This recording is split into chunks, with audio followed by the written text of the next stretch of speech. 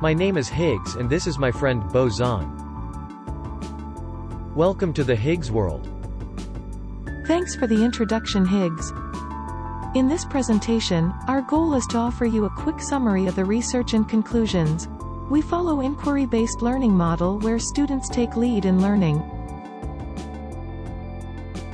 First, they get a quick review of the research via the videos.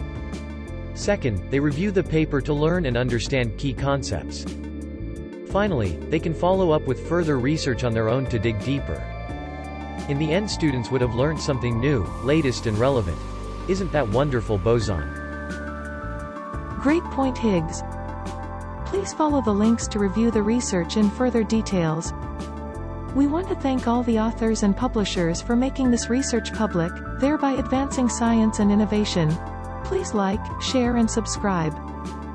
Today, we are going to review research paper titled, A Review of Sample Analysis at Mars Evolved Gas Analysis Laboratory Analog Work, Supporting the Presence of Perchlorates and Chlorates in Gale Crater, Mars.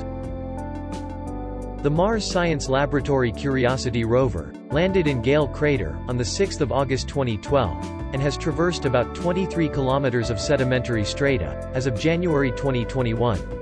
Gale Crater is a 154 kilometers diameter crater that formed on sloping terrain between the Noachian southern highlands and the Hesperian lowlands. The crater and surrounding plains possess orbital geomorphological evidence of fluvial activity. That's great, Higgs. The sample analysis at Mars, or SAM instrument on the Curiosity rover, has detected evidence of oxychlorine compounds, perchlorates and chlorates, in Gale Crater, which has implications for past habitability, diagenesis, aqueous processes, interpretation of in situ organic analyses, understanding the Martian chlorine cycle, and hazards and resources for future human exploration. Yes, that is so intriguing, Boson. Pure oxychlorines and mixtures of oxychlorines with Mars analog phases have been analyzed for their oxygen and hydrogen chloride releases on SAM laboratory analog instruments, in order to constrain which phases are present in Gale Crater.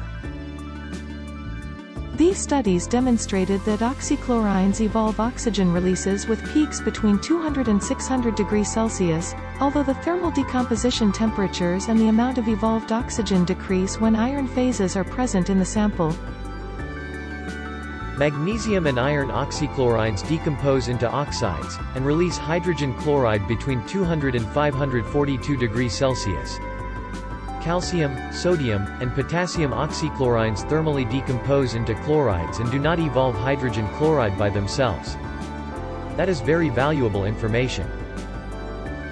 Wonderful, Higgs. However, the chlorides can react with water-evolving phases in the sample and evolve hydrogen chloride within the temperature range of SAM. These laboratory analog studies support that the SAM detection of oxychlorine phases is consistent with the presence of magnesium, calcium, sodium, and potassium perchlorate and/or chlorate, along with possible contributions from adsorbed oxychlorines in Gale Crater samples. Wow! That is amazing, Boson. To summarize, the presence of oxychlorines in Gale Crater has implications for interpreting past and present habitability, the detection of organics by thermal analysis, and preparing for future human exploration of Mars. A very important conclusion.